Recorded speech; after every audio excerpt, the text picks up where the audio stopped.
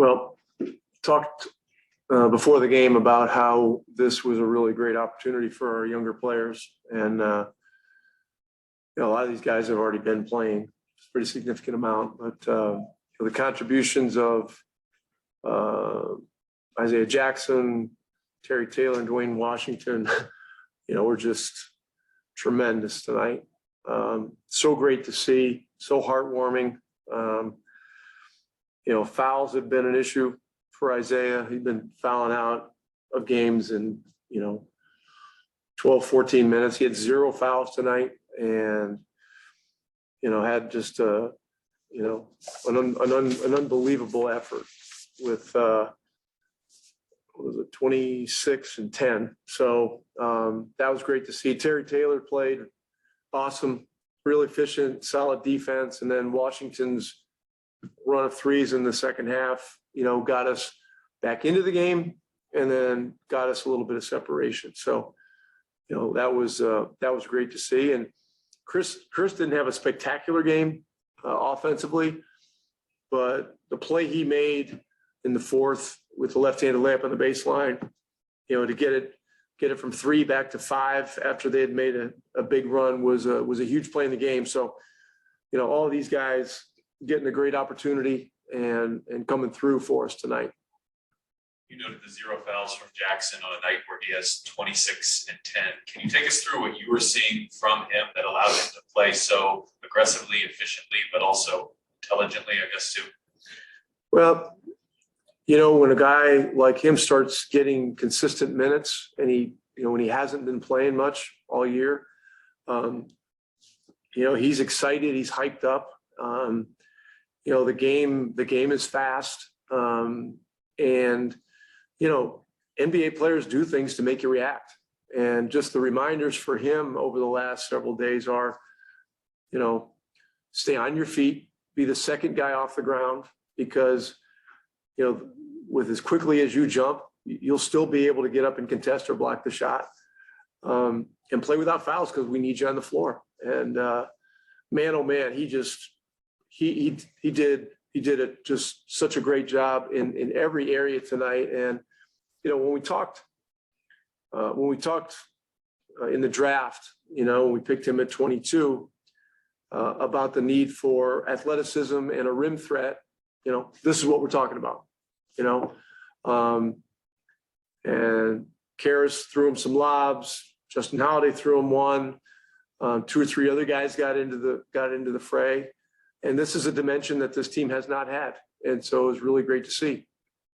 Whether it's the 4 guys tonight or even Kiefer, who didn't play much tonight, but has had some big moments, it seemed like the rookies just in general. Well, just not so fast because, even though Kiefer only played 12 seconds, he played 12 seconds at the end of the first half. And he went in there and he took a strategic take foul at the exact right time. And then he played solid defense and they didn't score. And so, in a game that was really a 1-possession game the entire night, I mean, those 12 seconds, there's another young guy that comes in and makes a significant contribution. So sorry to interrupt. It seems like all those guys, the moment hasn't been too big for any of them. What have you made of their confidence despite their youth and relative inexperience? Yeah, well, for instance, Kiefer's a little older and a little more experienced. He's played professional basketball, so his situation's a little different. But these other young guys are surrounded by supportive veteran players, and that's a big deal. I feel like our coaching staff and player development guys have just continued to be positive with these guys, even when they weren't playing a whole heck of a lot. And really, there's no substitute for minutes. And the chicken or the egg always is, what comes first, the minutes or the good play. And the answer is you have to keep yourself ready for when opportunity knocks. And all these guys have done that. Rick, is there a moment where you're watching Isaiah catch a lob and you're like, oh, he actually caught that? Well, there was one, we were at a shoot around somewhere, it may have been in Chicago earlier this year. I just flat out asked him, what's it like to be able to fly? Because when you watch the way he can elevate so effortlessly, it's as if he can fly. It's just he's just an amazing athlete, and that ability to elevate so quickly has been one of the things that he's had to overcome defensively because he's such a quick reactor. Now he's learning, to play the body instead of the eyes and the ball, and he's staying more centered, more on the ground. And, the truth is most great basketball in this league is played on the ground, and defensively and offensively, and playing on the ground puts you in a position to do the other things that you need to do to make spectacular plays. And then many times you do end up elevating. But that's my answer. He's just, it's, when I saw his college films and then we worked them out, it's just like, wow, watching him. He's just, and the ability to leap high is one thing, but his speed is breathtaking too. And what do you think? He had 4 dunks tonight. Obviously, he was flying pretty quickly, I guess. What does that do for the team when he's able to have those detonations? Well, it helps us. It nudges us a little further from the bottom of the league in dunks, because that's where we are. It's just, and that's okay. That's okay. But this is one of the reasons that we made some things happen to have the opportunity to draft him. So, and I'm happy for him because he's a tremendous young man. And in the locker room, they threw Gatorade on him. They threw the whole Gatorade bucket on him because they were so happy for him. So it was really great stuff to see. 5 offensive rebounds for Terry Taylor in this one. How many guys in your coaching career, 6'5" and shorter, have been as good as rebounding as he is? I don't really think he's 6'5". I think there's just something about him that he plays 6'9". Some of it is his leaping ability. Some of it is his strength.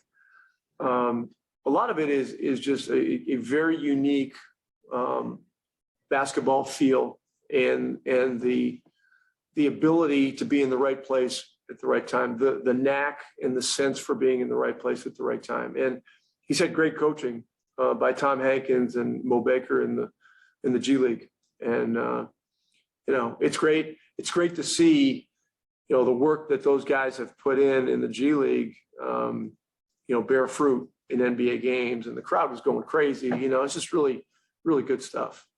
He's taking big games for Dwayne, shooting the ball really well. Have you seen something that's kind of unlocked him or allowed him to be a little more effective recently?